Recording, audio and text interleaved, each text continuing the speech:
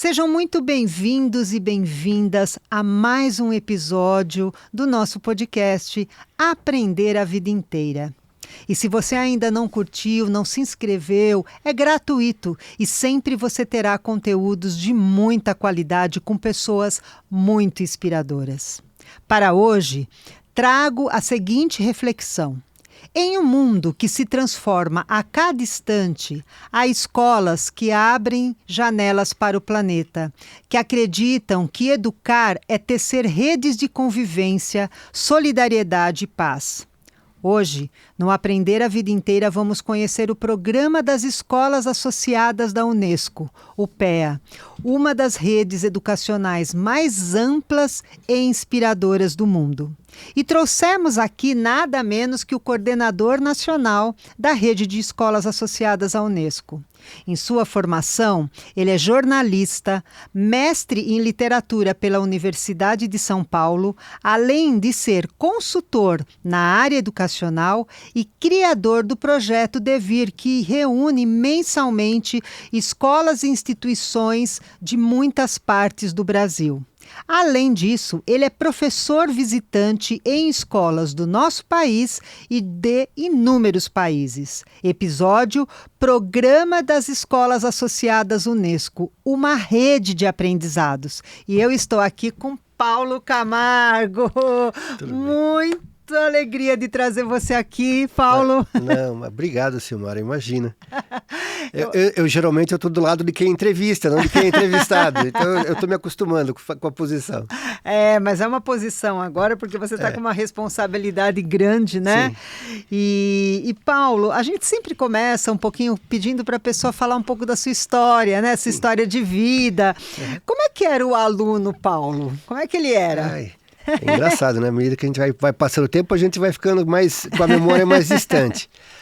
Mas eu acho, Sil, que até para entrar um pouquinho no assunto, né? Eu acho que eu era do tipo de aluno feito para a escola. Ou seja, eu sempre gostei de escola, aprendi a ler antes de entrar na escola, fiz escola pública, uma boa escola pública no interior de São Paulo. E eu acho que do tipo do aluno adaptado para a educação, né? Que prestava atenção, que estudava. Então, de forma geral, a passagem pela escola para mim foi uma passagem muito, muito linear, muito tranquila. Chegou no momento em que eu precisei sair de escola pública para me preparar para o vestibular, e numa época que já o vestibular ficava muito mais competitivo, e foi quando eu fui fazer jornalismo. E eu vim para São Paulo. Eu sou de Sorocaba. Mas a minha família também é uma família com muitos educadores, né? A minha mãe fez toda a carreira dela no magistério, no estado, foi de professora, passou por ser diretora de escola, supervisora de ensino, e fez toda a carreira em educação. E acabou inclusive sendo secretária de educação de uma cidade, que foi Votorantim. Caramba, Paulo! Então, vamos dizer assim, que esse já era um tema da casa, né? E um ponto de inspiração forte, sim, né? Sim, eu costumo dizer que, assim, os meus pais, os dois, eles fizeram uma trajetória que foi... que marcou, eu acho que algumas gerações do Brasil, que foram filhos de pais que não têm escolaridade, que fizeram uma força tremenda, especialmente os que vieram do interior, para conseguir estudar. Meu pai mudou várias vezes de cidade até concluir a educação básica. Minha mãe também fez magistério, lutou pela cadeira prêmio, que dava o direito de escolher, fez toda a trajetória. E os irmãos delas também fizeram uma trajetória assim, foram para a universidade pela primeira vez na família, né? E tiveram muito sucesso. Então, é uma geração que se fez pela educação, né? É isso mesmo, e se esforçou muito para que a gente chegasse, né? Isso, e a questão das expectativas altas, né? Exato. Então, os filhos não poderiam ser diferentes. Então, também a gente tinha que fazer uma boa universidade, de preferência pública. Então, nós pegamos o bastão e seguimos, né? E aí você seguiu depois também para o mestrado em literatura. Eu fiz jornalismo na Universidade de São Paulo. A gente começa a trabalhar muito cedo em jornalismo. Antes, na faculdade ainda eu já tinha começado. Mas eu acho que todo jornalista tem uma coisa diletante, né, de gostar de muitas áreas, ser curioso em muitas áreas diferentes, eu tinha uma quedinha por literatura. E eu fui fazer letras, primeiro como graduação. Comecei direito e parei, depois comecei letras. Aí no curso de letras na USP eu resolvi fazer mestrado, daí comecei o mestrado e concluí. E foi assim a primeira parte da minha pós-graduação. Mas não tinha nenhum vínculo profissional, né? Era somente pelo gosto, né? Só pelo prazer de estudar literatura. Que delícia! Mas daí acabou que eu fiquei mesmo no jornalismo de educação. Saí, né, fiquei alguns anos, comecei a trabalhar como consultor na área e minha carreira toda acabou sendo por aí. Quer dizer, você foi jornalista, mas muito voltado para a área da educação, né? Sim, porque quando eu saí da faculdade, eu saí para trabalhar... Né, durante a faculdade, aí um professor foi consultado pelo Estadão se tinha alguém para indicar. Ele me perguntou: você quer? Topa? Quero. E era o primeiro suplemento de vestibular que tinha sido lançado, chamava Suplemento Vestibular, 1989. E aí eu comecei pelo suplemento de vestibular. E em março acabava o suplemento, me convidaram para trabalhar na redação em educação. Aí eu fiquei, acabou que a maior parte das coisas que eu fiz na vida tem a ver com jornalismo e educação. Agora, Paulo, a gente, hoje o tema, né, é um tema na minha opinião, de grandeza, sabe? Sim. De alta grandeza. Quer dizer, a gente vai falar sobre o PEA, né? Como você chega ao PEA, né? Porque é uma história longa, eu que te conheço há muito tempo, tem muitos anos com esse caso de amor com o programa, né? Sim. Tem a ver muito entre esses projetos. Eu trabalhava muito com uma educadora, que era a professora Miriam Tricati. Uma querida. A professora Miriam. Ela entrou, a escola dela se associou ao programa em 1996. Aí a Miriam seguiu trabalhando, foi coordenadora regional em São Paulo e acabou sendo convidada para ser coordenadora nacional. Isso já nos anos 2000, 2006, por aí. Como eu sempre fui o braço direito da Miriam em muitos projetos, esse também era um projeto do qual eu participava. Porque é impossível a gente pensar na Miriam lá no PEA sem ver o Paulo, né? Estava sempre junto. Então. E a gente começou, o PEA estava se implantando. Na verdade, já existia no Brasil há algum tempo, mas ele estava numa fase de crescimento. E daí, todos esses anos, eu fui uma espécie de assessor da Miriam para os projetos relacionados à rede de escolas associadas da Unesco. Até que, na pandemia, a Miriam ficou doente, se afastou, e na ausência de um novo coordenador naquele período, eu segurei um pouco o programa para manter ele em funcionamento. Então, foi criada uma comissão, um comitê de transição, do qual eu também fiz parte. Se estabeleceu um processo sucessório que se concluiu esse ano com uma escolha da rede pelas pessoas que se candidataram, e daí eu fui eleito, oficialmente, né? Merecidamente eleito, né? De alguém que quantos anos já com o PEA? Há muitos anos. E num processo do PEA de muita transformação sempre. Até que nesse período mais recente, que era um período mais de institucionalizar o PEA, de aumentar os laços da rede PEA, com a Comissão Nacional do Brasil para a Unesco, que está sediada no Ministério das Relações Exteriores, e é a quem o PEA se reporta nos países, com o escritório da Unesco no Brasil, que também é nosso parceiro para todas as atividades e que também nos orienta em muitas das nossas ações. E foi essa fase que agora está se consolidando, né? O PEA cresceu demais e agora ele está se organizando para ter mais consistência, para ter mais estabilidade, e ter também mais participação das escolas. Agora, assim, né, a gente tem... Olha, Paulo, eu estou muito feliz aqui, porque nós já estamos com 270 mil visualizações em nossas 60 entrevistas, sabe? Então, estou bem feliz. Não é entrevista, porque quando sou jornalista, nós bate-papo sobre educação. Então, assim, para quem não conhece o PEA, o que significa? Como que você explicaria isso, né? Para uma escola, para um diretor? Eu fui num evento internacional no ano passado, na República Dominicana, e lá eu ouvi uma definição que eu achei que é uma boa forma de falar da rede. A rede de escolas associadas da Unesco possivelmente é a maior rede de escolas voltadas para o entendimento universal que existe. Nossa, porque, que bonito. Porque, de fato, é um programa que nasceu em 1952, logo depois da criação da própria Unesco. Quer dizer, pós a Segunda Guerra. Direitos humanos. Isso. Tá? E por quê? Porque a ideia, o princípio que está na base da Unesco, que está na base do programa das escolas associadas da Unesco, é aquela definição que se a guerra nasce na cabeça dos homens, é da cabeça dos homens que ela tem que ser combatida, Ela tem que ser extirpada. É isso. E aí a educação é um passo fundamental. E a rede de escolas associadas nada mais é que uma rede de escolas que se compromete a trabalhar dentro dos princípios da Unesco. Quais são os princípios? Cultura da paz, defesa dos direitos humanos, promoção da diversidade, a luta pela igualdade de gênero, o reconhecimento do valor da diversidade, a defesa dos patrimônios materiais e imateriais. Hoje, com um tema muito forte, a educação para o desenvolvimento sustentável e os estilos de vida sustentáveis. Essa toda é a temática em torno da qual as escolas que querem fazer parte do PEA trabalham, ou seja, é uma adesão voluntária.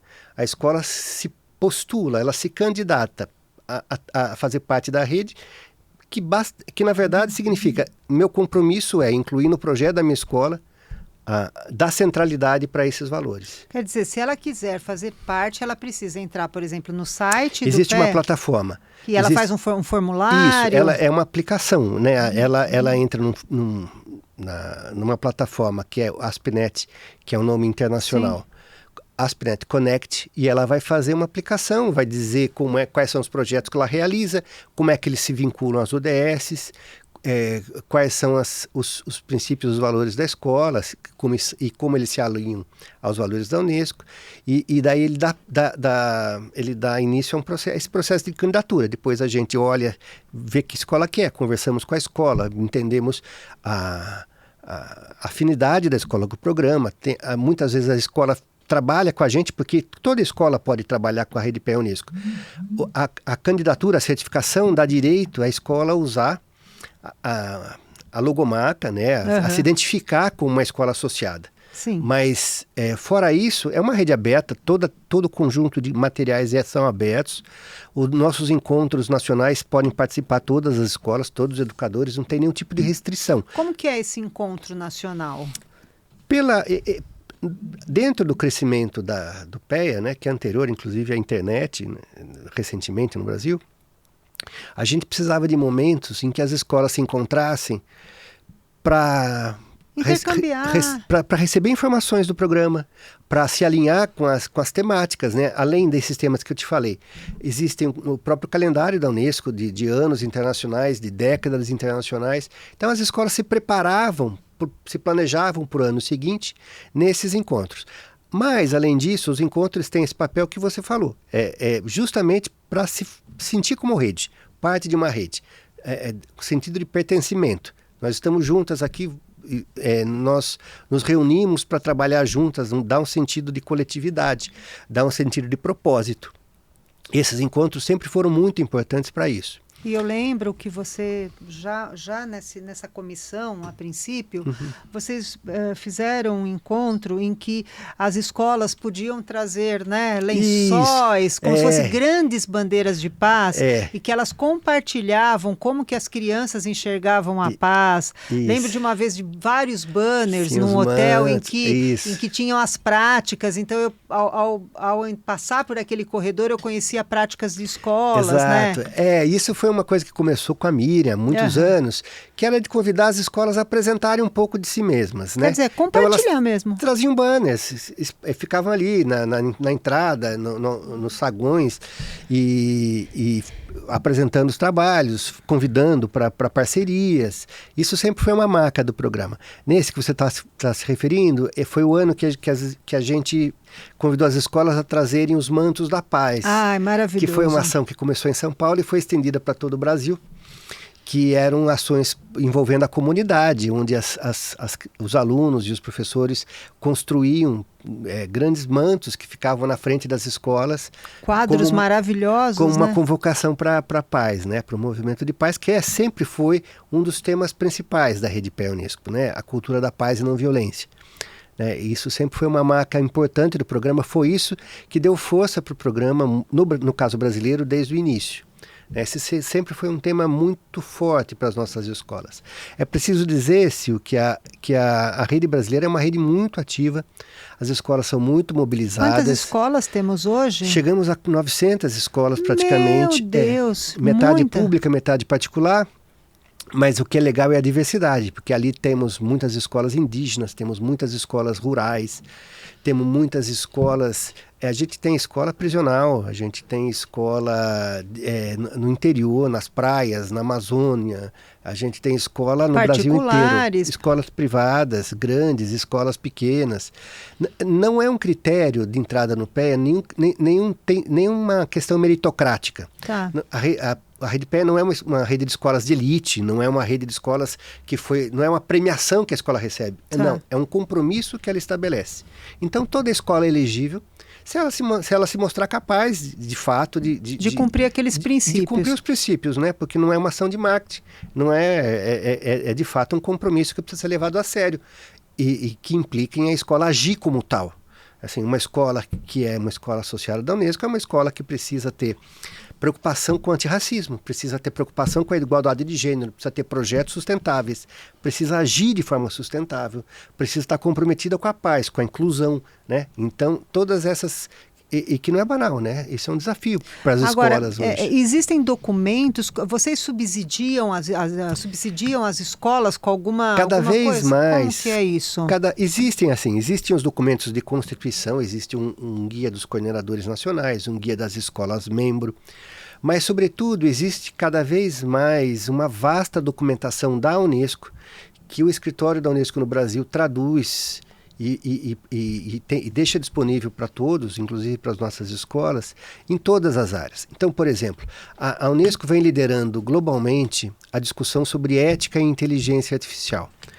Vem produzindo documentos de altíssima importância, muito atuais, assim, coisas desse ano, coisas que saíram nos últimos meses.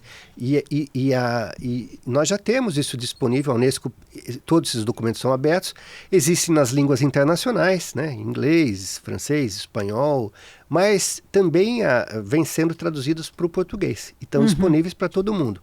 São documentos que são referências. Norteadores até para a educação. E não são teóricos, eles têm todos uma preocupação de conversar com a prática, né, no caso das escolas, de trazer frames, né, trazer parâmetros para as escolas trabalharem. Então, participar da Rede Pé Unesco também significa você ter acesso a esses documentos de orientação que são muito valiosos. Nossa, eu mesma tive a oportunidade de ver um que falava de IA, o mapeamento dos currículos, né? Isso, de exato. Governos que já tinham testado a IA nas escolas, né? E lá, nesse documento, tinha esses quadros mesmo, e lá você via, assim, algumas competências que você, inclusive, pode colocar no seu próprio planejamento, né? Então, eles dividiam sobre conhecer programação, ética no uso, e eu achei tão interessante. Sim. Falei, nossa, tanta gente falando e tem um documento pronto deste daqui, né? E às vezes, Silmara, as pessoas usam sem nem ter a referência. Então, por exemplo, o próprio título do seu programa. A aprendizagem para a vida toda é um tema da Unesco, que vem da década de 70. Essa é uma questão fundamental. No mundo de hoje, ninguém vai viver uma vida, vai estudar e acabou. A gente vai aprender a vida inteira. Não, e esse tema ganha força com o Jacques Delors, né? Com os 4 pilares. Né? Aí a Unesco também publicou ao longo do tempo documentos que são... não uma antecipação do futuro, não são documentos futuristas, mas são documentos que referenciam os desafios da educação numa época. Então, no começo da década de 70, Teve um primeiro documento em 1972, que foi o Aprender a Ser. Uhum. Depois, já no final da década de 90, vem os 4 pilares. Os 4 pilares, né? E daí isso viralizou, né? Para usar um termo que na época foi para o mundo todo. Isso é a maior referência para você. Você quer fazer uma escola de qualidade, Sim. você não pode fugir desses 4 pilares, né? É, do aprender a ser, aprender a conviver, aprender a fazer, né? Conhecer. Aprender a aprender. Então, isso deu um chassi, deu uma estrutura para o trabalho pedagógico no mundo todo e assim, de valor inestimável. Uhum. E mais recentemente, já no final de 2022, saiu um novo documento que ainda está num processo de difusão, que é o Reimaginar Nosso Futuro Juntos, que teve uma característica diferente. Esse documento foi feito de uma forma muito colaborativa. Foi nomeada uma comissão também, que teve a relatoria do professor Antônio Novo, mas teve participação de representantes de vários países e também foi fruto de consultas que foram feitas no mundo todo, com professores e alunos, sobre a educação, sobre os futuros da educação, porque não é um só, né? O futuro está em construção.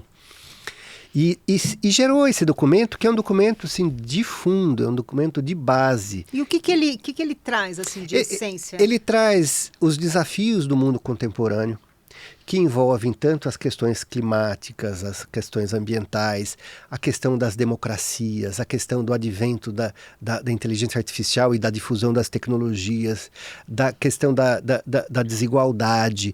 E propõe um novo contrato social. O que significa um novo contrato social? A escola que nós conhecemos hoje, que é uma escola fundamentalmente do século XIX, dos anos 1800, é uma escola construída sobre a ideia da educação pública, laica, universal, né? Educação para todos. Sim. Só que isso, no momento que nós vivemos, ela é uma condição necessária, mas não suficiente. Nós precisamos ir além. A escola precisa não ser reinventada, não ser recriada, mas ela precisa se transformar para continuar sendo uma instituição de referência, né? Para continuar sendo o local onde as pessoas, como diz o próprio professor Nova, citando outros autores, se educa para ser humano. Né?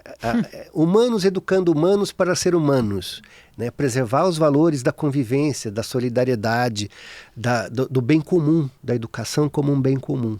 Isso tudo é o fundamento desse livro, que tá disponível, que também é de acesso livre. E que, porque é interessante dizer, né, Paulo, que se você entra no site da Unesco, você consegue baixar gratuitamente todo esse material, não é? Sim. E é um material assim, de leitura, de estudo, para estar na mesa. Porque, de fato, ele sintetiza, ou mais do que sintetizar, ele dá um quadro, um panorama.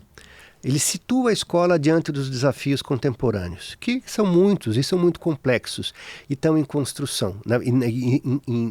Não em construção, são desafios que estão em desenvolvimento, eles estão se renovando, né? Uhum. A gente está sempre diante de novas complexidades e basta ver desse momento que a gente está aí com o mundo todo... Partido.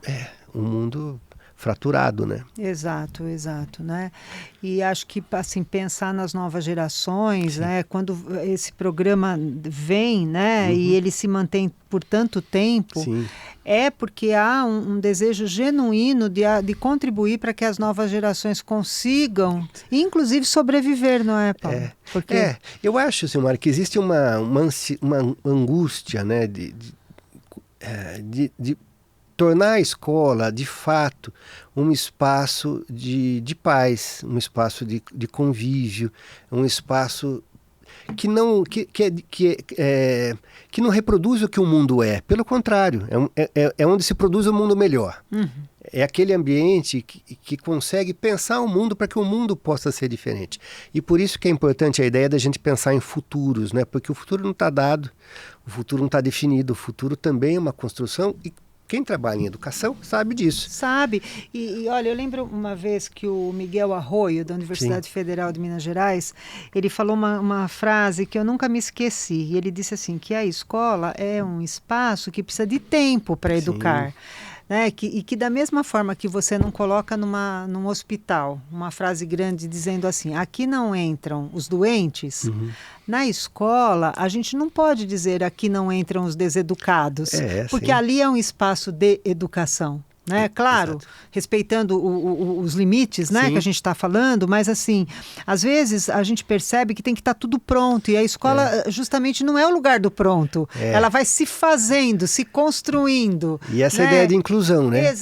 Todo mundo, todos nós precisamos ser incluídos. Todos nós. Não é?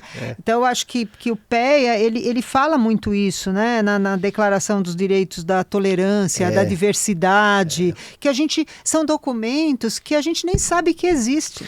E nem trabalha isso com alunos, né? Exato. E especialmente no mundo de hoje, se você pensar, né, que temas que pareciam há algum tempo até superados, né, eles se mostram de uma atualidade impressionante. Os próprios temas dos direitos humanos.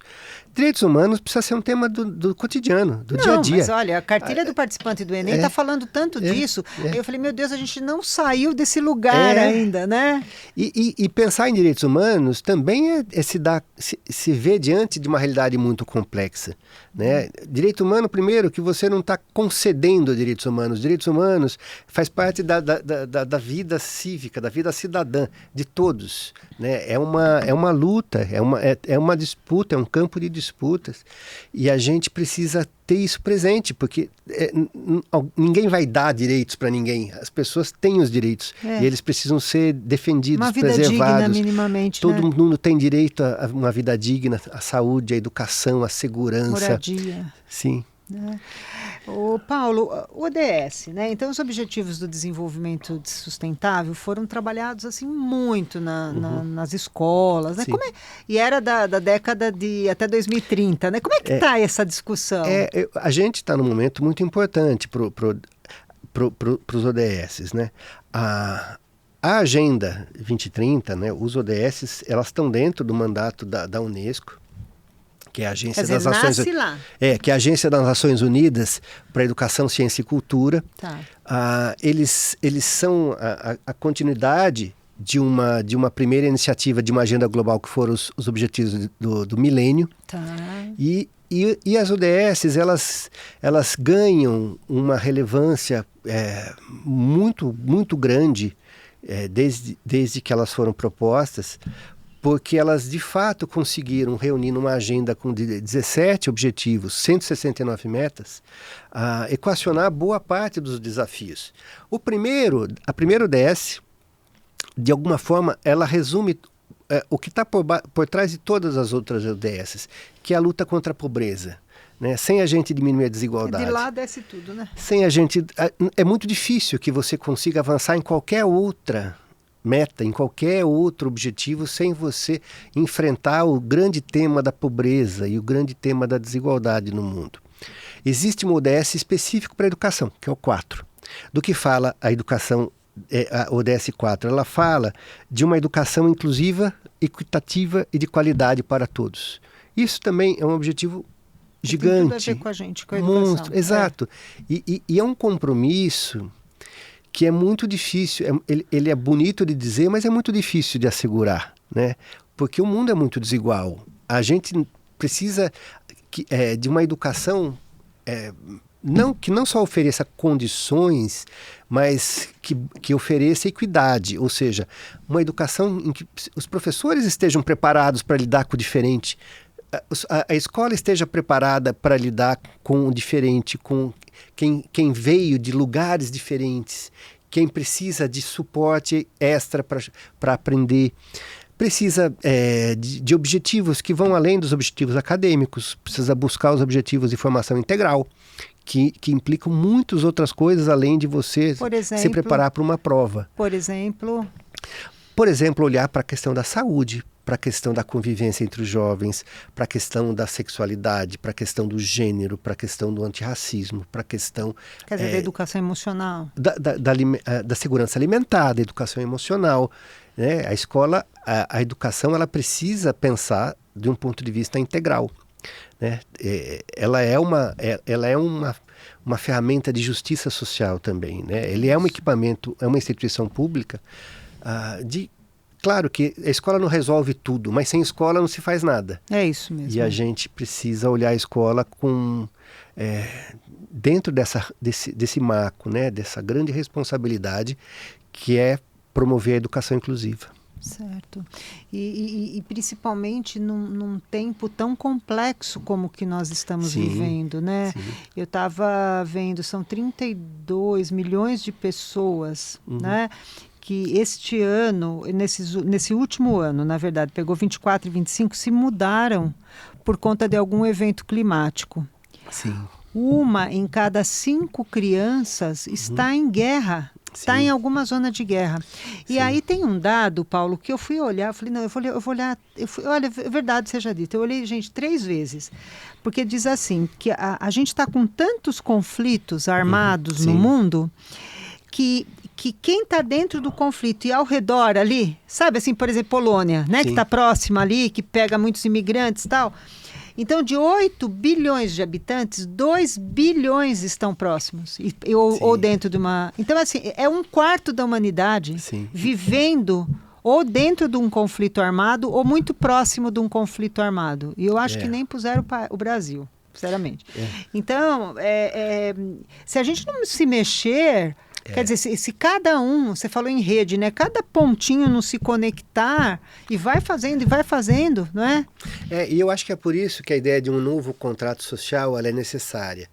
Porque isso não vai nascer nem de uma pessoa, nem de um grupo, né? É toda a sociedade que precisa pensar que futuro ela quer e que futuro ela quer através da educação. Porque é como você está dizendo, né? Assim, como é que você pode pensar só dentro de uma bolha, que é uma bolha de uma escola que atende classe média alta, que prepara para a universidade, como se isso fosse a educação que existe, né? Toda a educação que é oferecida. Na verdade, o mundo real, né? Esse planeta, o mundo desse planeta é um mundo de crianças, primeiro, que tem milhões de crianças fora da escola. Milhões, acho que são 350 milhões. São crianças que precisam de... Além de escola, elas precisam de comida, elas precisam se alimentar, elas precisam de saúde, elas precisam de famílias, elas precisam de tempo, de liberdade para brincar, elas precisam de muitas coisas.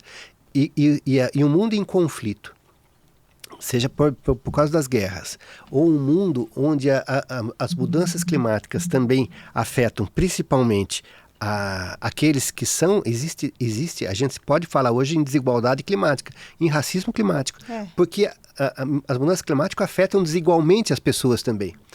Então é desse mundo que nós estamos falando quando a gente fala de um novo contrato social, né? É de uma escola que entende o seu papel dentro desse contexto que precisa ser transformado, desse mundo que precisa ser reinventado, né? E eu acho que você conseguir furar essa bolha, né, isso é muito importante para a escola de hoje, né? O papel da escola é maior do que trabalhar, formar aquelas crianças que estão ali naquele momento.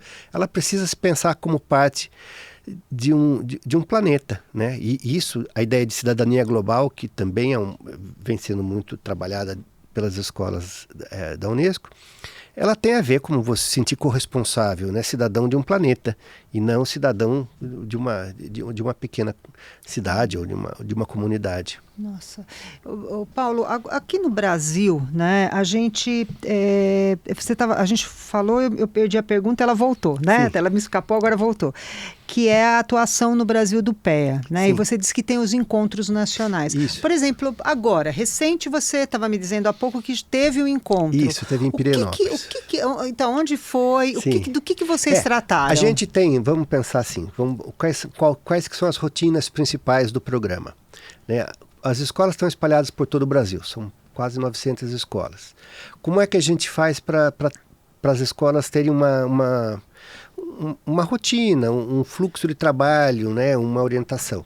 As escolas recebem regularmente informações, sugestões de leitura, a gente faz formações online, mas tem esse grande momento do ano que é um encontro nacional. O Encontro Nacional acontece já por tradição, todos os anos numa cidade diferente, e a gente procura alternar as regiões. Tá. Então, a gente fez em São Paulo em 2023, em Fortaleza em 2024, em 2025, até para sinalizar um novo momento da rede, na institucionalização da rede, a gente queria fazer em Brasília ou perto de Brasília. Por isso que a gente fez em Pirenópolis, que ali está a 200 quilômetros. A gente teve ali um público de 300 e poucas pessoas. Bastante, por ser longe, inclusive, né? E a gente transmite, ou seja, a pessoa também pode assistir pela internet, e na internet a gente tem aí, ao longo do tempo, bilhares de e fica visualizações. Gravado? Pode fica gravado, os materiais que são usados ficam disponíveis. Isso faz parte desse momento principal de formação. E aí, nesse momento, sim, tudo que é discutido tem a ver com os temas da Unesco. E quais foram os temas assim, mais discutidos desse encontro? A gente trabalhou sobre inteligência artificial, a gente teve o professor Theo Amiel trouxe uma discussão muito importante para esse momento que a gente vive, que são os recursos abertos, né?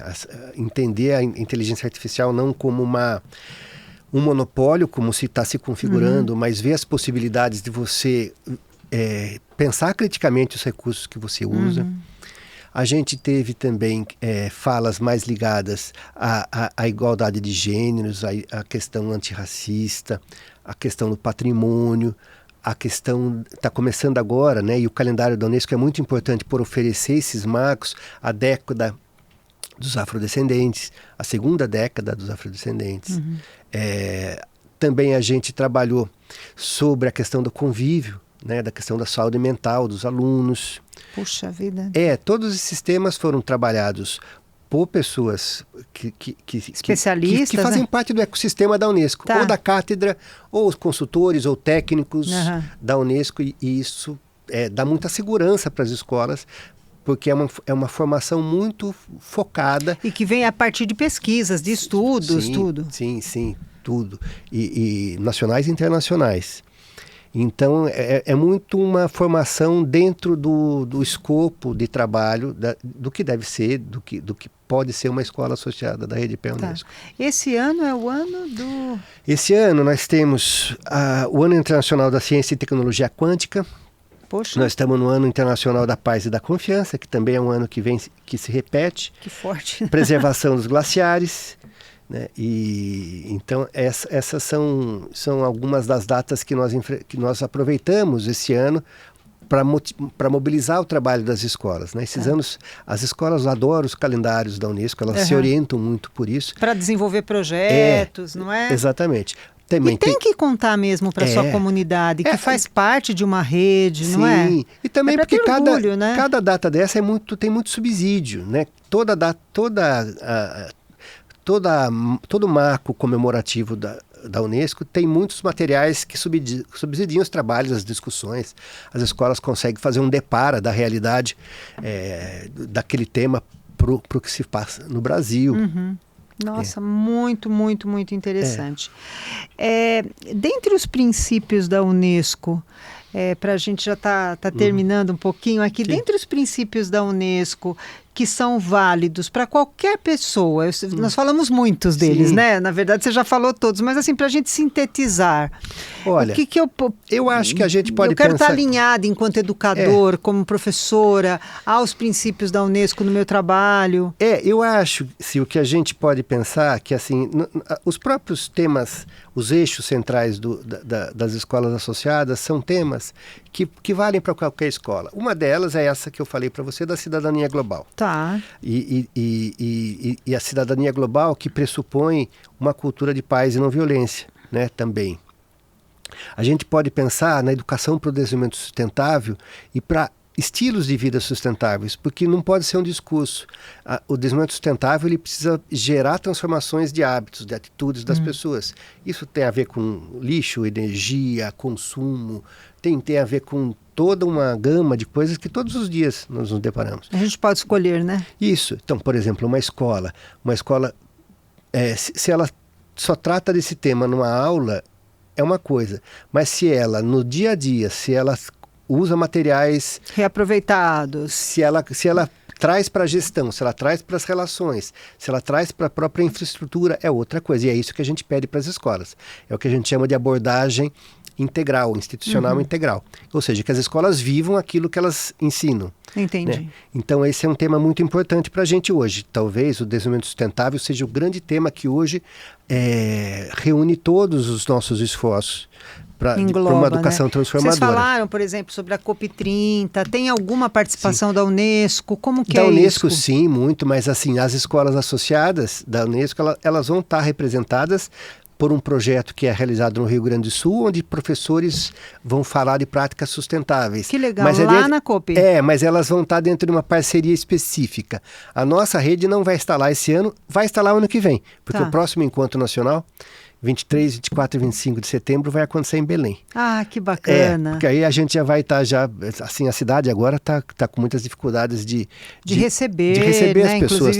Exato. Os valores, né? Para você ir para lá é quase que impossível, Então né? a gente deixou para o ano que vem. Mas é muito bom, né?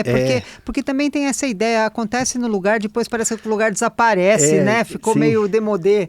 Então, que bom que a UPEA vai para Belém. E com esse olhar do desenvolvimento sustentável especificamente, né? E eu acho que esse vai ser um foco importante do trabalho da gente no próximo ano. E até para analisar um ano depois, né, Paulo? Os temas vão continuar vivos, né? A gente a emergência climática significa que nós vamos lidar com isso por muitos anos. Exatamente. Ano que vem, esse tema vai estar tão mais vivo, né? Infelizmente, do que agora. O Fórum Econômico Mundial, ele lançou os riscos globais, né? Para daqui 10 anos, 10 riscos. E os 4 primeiros é só sobre questões climáticas, sabe? Perda da biodiversidade, escassez das questões dos sistemas naturais, colapsos e fenômenos de desastres ambientais. Então ele vai falando assim, 900 especialistas se reuniram e estão contando isso. Então acho que a questão climática chega realmente para a gente, para mexer, né? O planeta tá chamando a gente para conversar, né? E eu acho também que outro tema da Rede PEA Unesco, que é muito importante para qualquer escola e para qualquer educador hoje, é justamente a ideia de entendimento, né? Porque a gente precisa ter a diversidade como um princípio, a escuta como um princípio, a convivência com o diferente como um princípio, o respeito à ideia dos outros como um princípio, o direito de expressão como um princípio. E eu acho que isso não se educa sem você levar esses princípios a sério numa escola, né? Senão o que está fazendo meramente uma instrução. Né? Educar implica em você formar pessoas capazes de conviver democraticamente. E o exercício do entendimento, da restauração, né? Das questões que acontecem, se brigar, e como que restaura isso, e como que arruma. Na minha opinião, hoje é o que há de mais fundamental, não é? Inclusive para a permanência no mundo do trabalho, não é, Paulo? Eu acho que os jovens, as crianças e os jovens, de alguma forma, eles manifestam essa expectativa, né? Eles querem ser ouvidos, eles querem fazer parte eles querem propósito, eles querem se encontrar num projeto, porque a gente não tem, a nossa geração, Silmara, ela tinha sonhos, né? A gente tinha utopias, todo mundo pensava que o futuro ia ser melhor.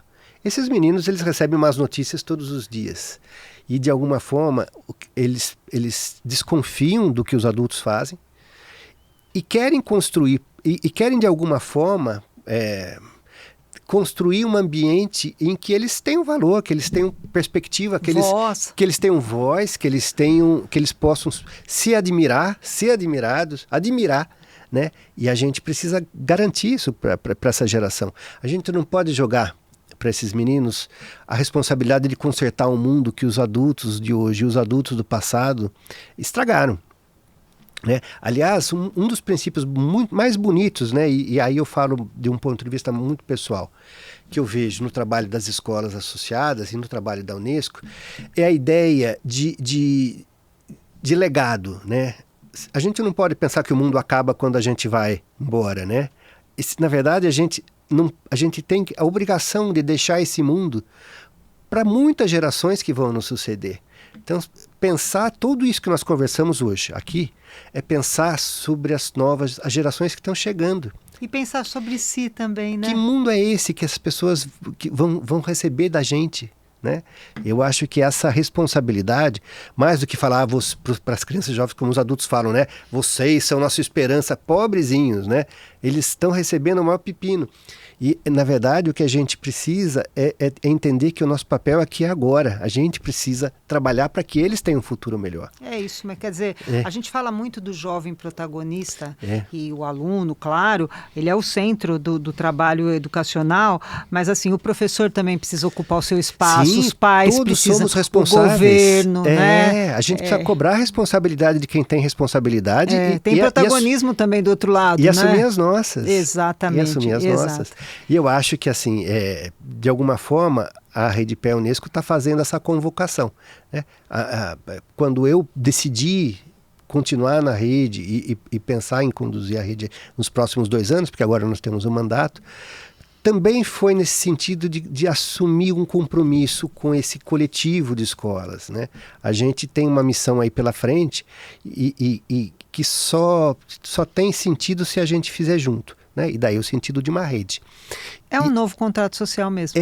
E o bacana é que a gente vai ter um esforço, que é um momento internacional da Rede Pé Unesco, e que os países se conversem mais, que as redes... Agora a gente está num esforço grande de trabalhar com as redes da América do Sul, América Central, Caribe, né? A gente cada vez mais quer pensar globalmente também em rede, porque esse é um valor muito grande, né? Exatamente. São 10 mil escolas. Olha no mundo bacana. todo, e a gente precisa aproveitar essa Em que momento nós nos encontramos, né? Sim. Exato, né?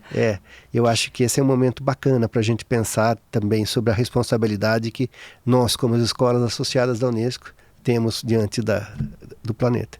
O Paulo traz aqui um conceito muito importante, não é? Porque quando a gente pensa em equipe, sim, nós podemos avançar dentro das nossas escolas e trabalharmos juntos, em times, em equipes.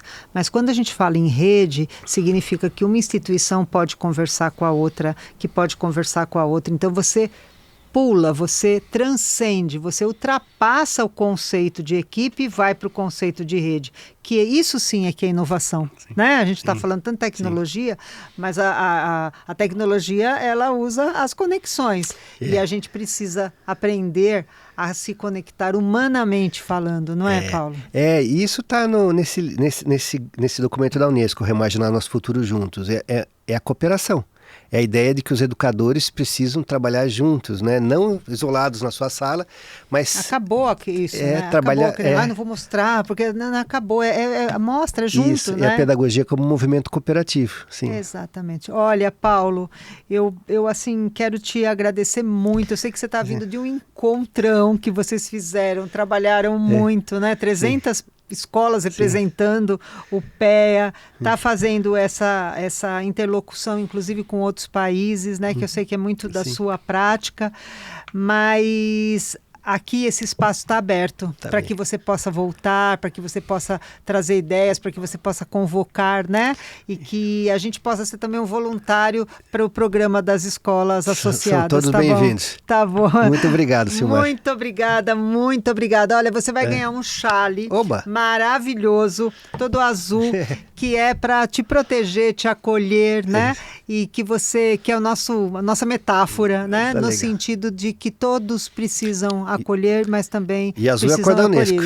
Então tá pronto, tá tudo certo. Muito obrigada. Obrigado. Gente, a gente encerra então o Aprender a Vida Inteira com esse episódio belíssimo sobre a Unesco, que trata, né, do Programa das Escolas Associadas como uma rede de grandes aprendizados.